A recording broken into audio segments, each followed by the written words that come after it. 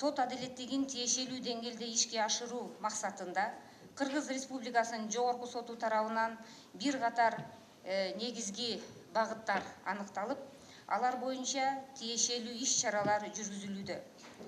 Алардын ичинен эң негизгиси сот адилеттигин ишке ашыруунун сапатын жогорулатуу болуп эсептелинет.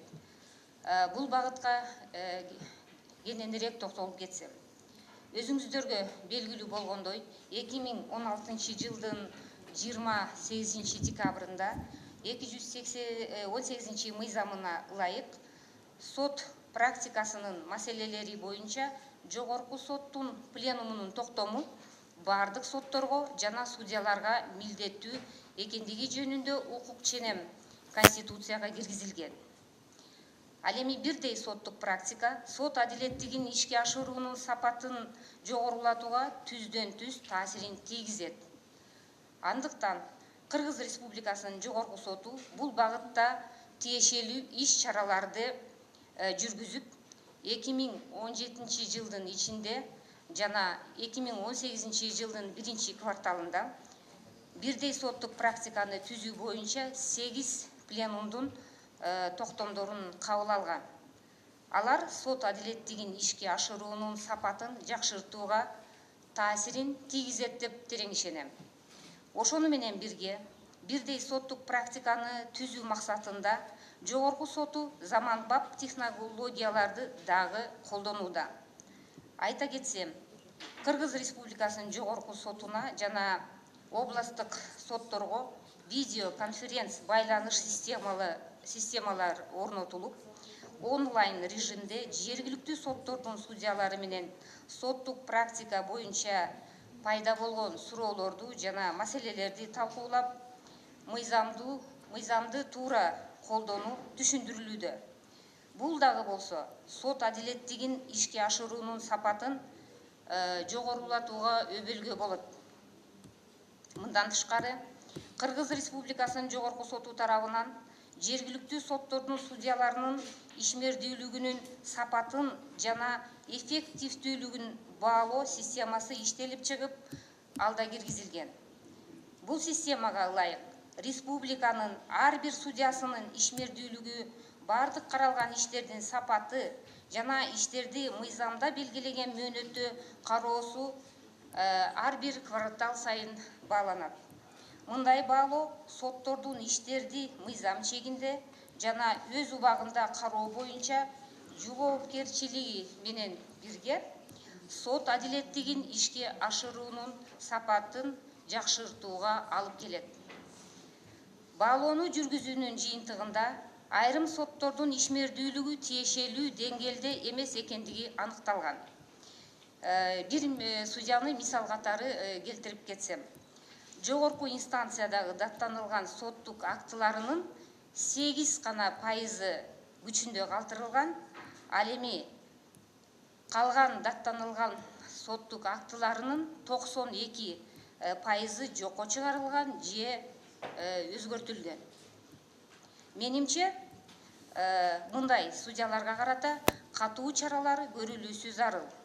Анткени ар бир иштин аркасында керек болсо адамдын тагдыры чечилүүдө. Ошондуктан судьялар бул жагдайларды эске алуу менен ар бир иш боюнча өз жоопкерчилигин билип, аны сезип турууга милдеттүү.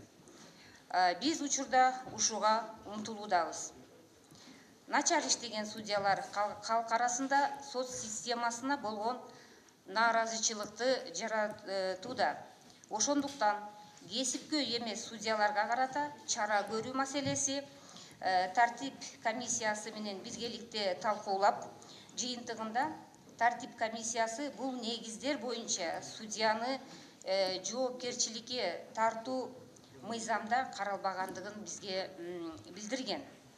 Андыктан Кыргыз Республикасынын жогорку соту мыйзам чыгаруу демилге укугуна ээ болбогондуктан Кыргыз Республикасынын жогорку кеңешинин конституциялык мыйзамдар, мамлекеттик түзүлүш, сот укуктук маселелер жана жогорку кеңештин регламенти боюнча комитетке кат жүзүндө тийиштүү мыйзамдарга өзгөртүүлөрдү жана толуктоолорду киргизүү маселесин кароо боюнча кайрылганбыз.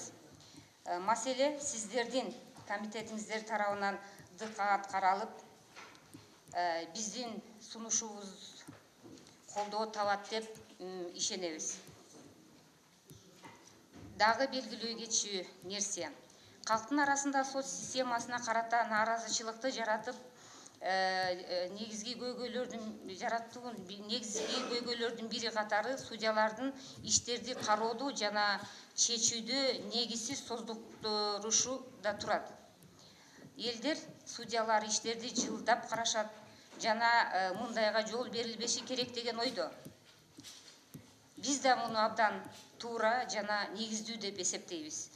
Ошондуктан жогоруда белгилеп кеткен судьялардын ишин баалоо системасына да судья ишти мыйзамда белгилеген мөөнөттө кароосу боюнча маалыматты талап кылып, судьянын ишти негизсиз создурбоого шарттайбыз. Бул багытта областтык соттордун төрагаларын тиешелүү тапшырма берип, көзөмөл жүргүзүү жагы да жүктөлгөн. Аталган маселени анализдегенде мындай көрүнүшкө бир нече жагдайлар себеп болгону аныкталган. Атап кетсем, бүгүнкү күндө республикадагы биринчи инстанциядагы соттордун жүктөмдөрүнүн нормативде белгилеген көлөмүнөн 3-4 эсе көп болгондугу менен да шартталат. Мисалы, айрым соттордо бир айда бир судья 65-70 ишти карайт. Орто эсеп менен алганда, судьялардын бир ишке кеткен иш убактысы 2,5 саатты гана түзөт. Ойлонуп көрөйлү. 2,5 саатта судья ал ишти өндүрүшүнө кабыл алып, аны изилдеп, ишти соттук отурумга дайындап, процессти өткөрүп, тараптардын түшүрмөлөрүн угуп, ишти чечүү үчүн туура мыйзамдарды колдонуу тууралуу талдоо жүргүзүп, тараптар келбей калса ишти башка күнгө жылдырып, тиешелүү далилдерди алып келүүсүн талап кылып, ал далилдердин изилдеп, андан соң мыйзамдуу жана негиздүү соттук актыны кабыл алуу зарыл. Бул иш аракеттерди баарын белгилеген 2,5 саат аралыгында аткаруу абдан оор жана татаал экендигин эске алуубуз зарыл. Ушундай шарттарда иштеген судьянын иш аракеттери каралып жаткан ишти ар тараптуу жана тиешелүү түрдө талданбаган соттук акты кабыл алышына жана ишти создуктуруу менен чечилишине себеп болушу мүмкүн. Жыйынтыгында сот адилеттигин ишке ашыруунун сапаты да жабыркоодо. Андыктан жергиликтүү соттордун штаттык санын көбөйтүү маселеси курчууда. Жогоруда белгиленген жагдайларды эске алуу менен жана судьялардын жүктөмдөрүн азайтуу максатында Кыргыз Республикасынын Жогорку соту улуттук медиация борбору коомдук бирикмеси менен биргеликте Кыргыз Республикасындагы медиация жөнүндө мыйзамын ишке ашыруу алкагында сотторду медиация институту менен тааныштыруу, практикада медиациянын техникаларын колдонуу боюнча иш чараларды өткөзүп, медиация багытында пилоттук долбоорду ишке ашырып, бул пилоттук долбоор 11 сот, 18 долбоорго 11 сот, 18 судья катышкан. Аталган иш чаралардын негизги максаты соттон тышкаркы тартипте талаш тартыштарды чечүүнүн жана ыкмаларын жолго салуу жана укуктук талаштарды жөнгө салууда жарандардын укуктарын, эркиндигин жана мыйзам тарабынан корголуучу кызыктарын коргоо. Сот адилеттигин ишке ашыруунун сапатын жакшыртуунун дагы бир приоритеттүү багыты судьялардын кесиптик деңгээлин жана кесипкөйлүгүн жогорулатуу болуп саналат.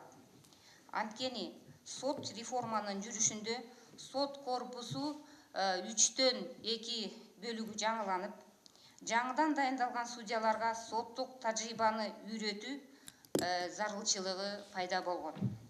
Ошондуктан сот адилеттигинин жогорку мектеби аркылуу судьялар муктаждыгына жараша тиешелүү окуу курстарын өтүп, квалификациялык деңгээлдерин жогорулатууда. Токтоло кетсем, 2017 жылы жалпысынан 123 иш-чара өткөзүлүп, ага 2479 угуучу катышкан. Мындан тышкары, акыркы мыйзамдарга кирген өзгөртүүлөргө ылайык мурда судья кызматында иштебеген судьялыкка талапкер милдеттүү түрдө сот адилеттигинин жогорку мектебин окуп, анын жыйынтыгы боюнча квалификациялык экзамендерди ийгиликтүү тапшырган учурда гана конкурска катыша алат. 2017 жылы мындай окууну 40 адис ийгиликтүү аяктап, азыркы учурда судьялыкка талапкер катары конкурска катышууда. Менин оюмча, бул иш-чаралар абдан зарыл жана орундуу.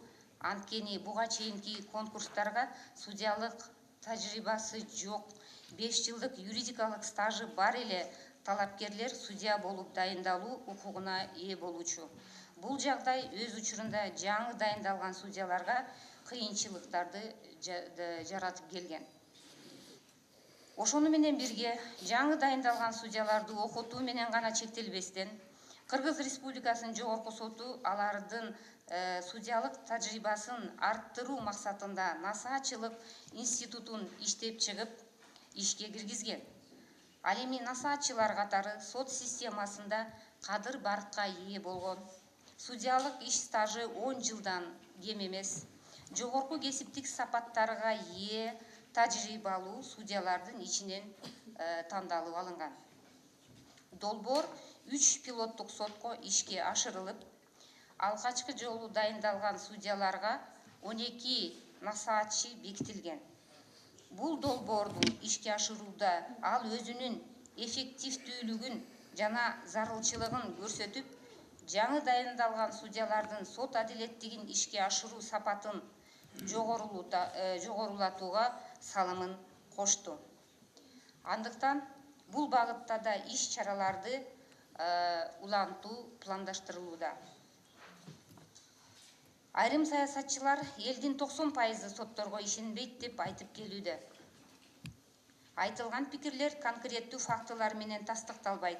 Андыктан бул пикир менен макул боло албайм.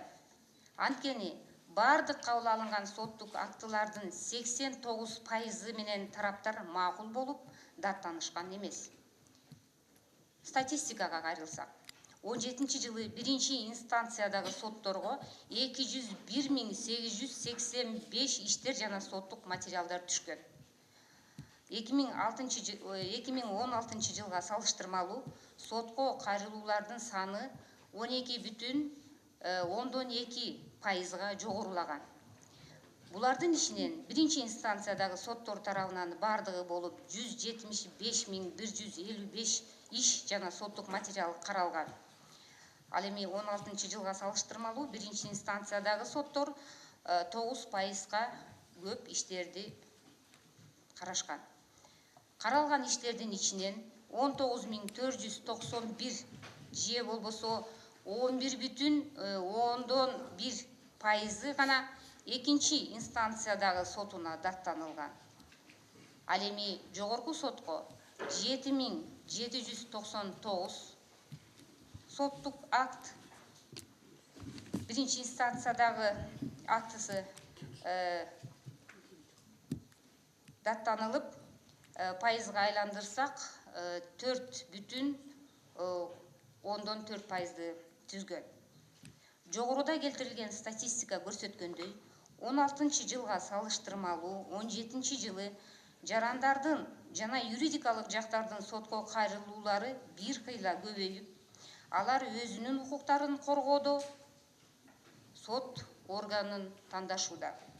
Ал эми биринчи инстанциядагы соттор тарабынан чыгарылган соттук актылардын жогоруда мен айтып кеткендей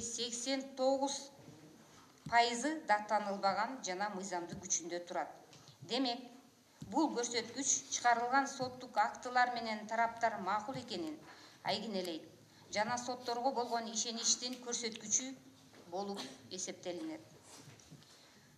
Бирок Кыргыз Республикасынын жогорку соту аталган жагдайлар менен чектелбестен сот системасынын ишмердүүлүгүнө баа берүү жана элдин сот системасына карата ишениминин деңгээлин аныктоо максатында социалдык изилдөөлөрдү жүргүзүү боюнча иш чараларды пландаштырылган.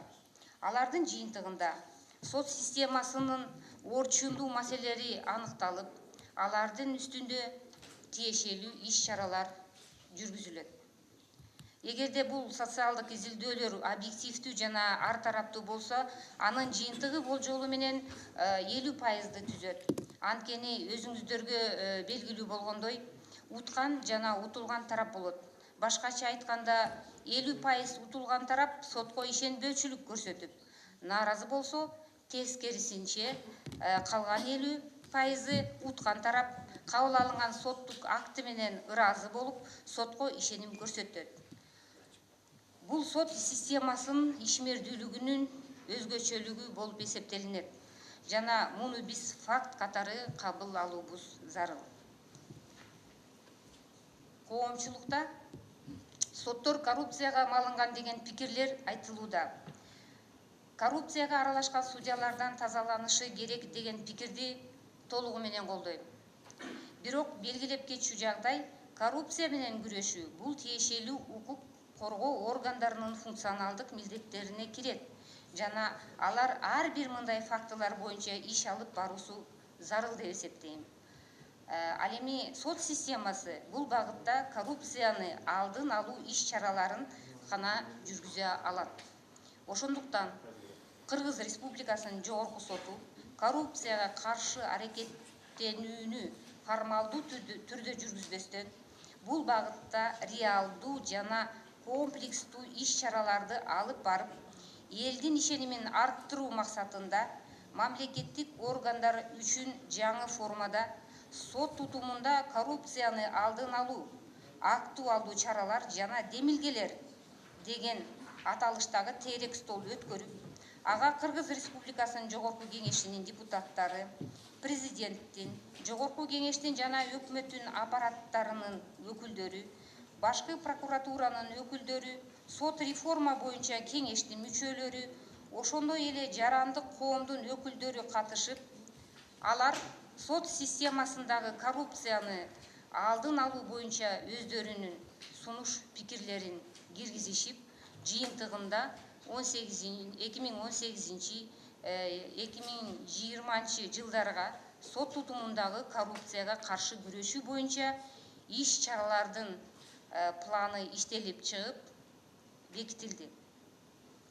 Аталган план Кыргыз Республикасынын жогорку сотунун расмий сайтына илинип, мындан ары пландын аткарылышы боюнча маалымат квартал сайын расмий сайтта жарыяланып, коомчулуктун көзөмөлүндө болуп турат. Ошондой эле Кыргыз Республикасынын жогорку соту компетенциз жана татыктуу эмес сотторду өз алдынча тазалоо максатында тиешелүү иш чараларды алып барып, айрым судьяларга карата дисциплинардык чара көрүү жөнүндө бир катар сунуштар менен тартип комиссиясына кайрылган. Бүгүнкү күндө иштерди карап чечүүдө судьялардын көз карандысыздыгын камсыз кылуу зарылчылыгы да актуалдуу маселелердин катарына кирет. Судьянын ишине ар кандай кийлигишүүнү четтетүү максатында Кыргыз Республикасынын жогорку соту тарабынан процесстен тышкары кайрылууларды сайтка жайгаштыруу жөнүндө тартиби иштелип чыгып, Кыргыз Республикасынын соттор кеңеши тарабынан 2017 жылдын 22 декабрында бекитилген. Процесстен тышкары кайрылуу деп соттук териштирүүнүн катышуучулары болуп саналбаган мамлекеттик органдын, жергиликтүү өз алдынча башкаруу органынын, башка органдын, уюмдун, кызмат адамынын жазуу же ооз эки формадагы кайрылуулары болуп эсептелинет.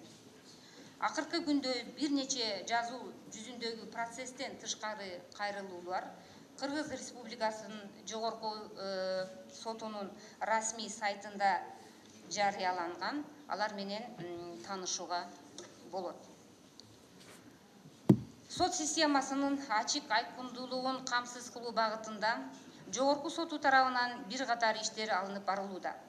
Айта кетсем, калктык сот ишмердүүлүгү боюнча маалымат менен камсыз кылуу максатында сот KG жана акты сот KG интернет сайттары туруктуу түрдө иштеп, акты сот KG сайтында сот иштери, сот жыйналышынын убактысы жана орду жөнүндө маалымат жана соттук актылар жарыяланып турат. Аталган сайтта учурда 83 миңден ашык соттук актылары жарыяланган. Бул соттук актылардын абдан чоң базасы жана аны менен судьялар, адвокаттар, юристтер гана эмес, ар бир кызыккан тараптар жана жарандар таанышууга толук мүмкүнчүлүгү алышкан. Бул да болсо соттордун ар бир соттук актыны чыгарууда болгон жоопкерчилигин жогорулатты деп эсептейм. Мындан тышкары, сот системасынын ачык айкындуулугуна жетишүү максатында соттун имараттарында жана соттук процессти өткөрүү залдарында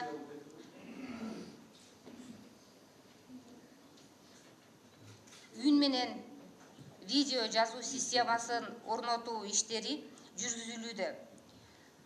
Азыркы убакта Кыргыз Республикасынын жогорку соту тарабынан соттук процессти өткөрүү залдарында жүргүзүлгөн үн менен видео жазууларды ишке катышкан тараптардын арыздарынын негизинде берүү жагын камсыз кылуу боюнча тийиштүү иш-чаралар пландаштырылууда. Айнаш Абдыманова. Я уже заканчиваю. Бир 2 минут убакыт берсеңиздер. Өз учурунда бул сот отурумдарынын ачык айкындуулугун арттырат жана судьялардын жоопкерчилигин жогорулатып, кыйынтыксыз жүрүм-турумга, судьялык этиканы сактоого өбөлгө түзөт. Ал эми Бишкек шаардык сотунда пилоттук түрдө аудио-видео протокол жазуу системасы ишке ашыруу стадиясында. Мында тийиштүү жабдуулар алынып, орнотулуп жатат. Жакынкы аралыкта бул система ишке киргизилет. Сот системасынын дагы бир приоритеттүү багыттарынын бири катары Кыргыз Республикасынын жогорку соту тарабынан электрондук сот өндүрүшүн киргизүү аныкталган. Бул багытта Кыргыз Республикасынын жогорку соту донорлордун жардамы менен бир катар иштерди жүргүзүп жатат. Айта кетсем, азыркы күндө 3 пилоттук сотто автоматташтырылган маалымат системасы же электрондук сот өндүрүш системасы ишке киргизилүүдө жана жакын арада бул система Бишкек шаарынын биринчи инстанциядагы сотторунун баарына киргизүү пландалууда. Аталган система арыз сотко түшкөн мезгилден тартып, иштин материалдары атайын сканерден өткөрүлүп, электрондук иш түзүлүп, сот отурумундагы бардык документтер электрондук форматка өткөрүлүп, иш боюнча соттук акты кабыл алынып, архивке тапшырылганга чейин электрондук түрдө жүргүзүлөт. Бүгүнкү күндө жогорку сотто иштерди автоматтык түрдө бөлүштүрүү системасы толугу менен киргизилип, ийгиликтүү иштеп жатат. Электрондук сот өндүрүшү сот адилеттигин ишке ашыруунун сапатын жогорулатууга жана иштерди мыйзамда белгилеген мөөнөттө кароого өбөлгө түзөт. Бюрократиялык көрүнүштөрдү жоюп, сот системасынын ачык айкындуулугун камсыз кылып, коррупциялык көрүнүштөргө бөгөт коюп, арыз берүүчүлөр менен сот системасында иштегендердин ортосундагы байланышты төмөндөтүп, жыйынтыгында соттордун, сот аткаруучулардын ишин оптималдаштырылат. Бирок белгилеген иш-чараларды ишке ашыруу чоң суммадагы каржылоо маселесин жаратууда. Ошондуктан бул демилгелер мамлекет тарабынан колдоого алынып, чечилүүгө жатат. Аталган иш-чаралар менен чектелбестен, жогорку сот мындан ары дагы жергиликтүү соттордун ишмердүүлүгүн сапатын жогорулатууда олуттуу иш-чараларды жүргүзүүнү пландаштырууда. Себеби негизги максатыбыз бул көз карандысыз адилеттүү сот системасын түзүү жана элдин сот тутумуна болгон ишенимин арттыруу. Урматтуу эл өкүлдөрү, өзүңүздөр күбө болгондой, алдыбызда бир топ маселелер турат. жана аларды ишке ашырууда коомчулуктун жана сиздердин колдооңуздарга ээ болобуз деп терең ишенебиз. Көңүл бурганыңыздар үчүн чоң рахмат.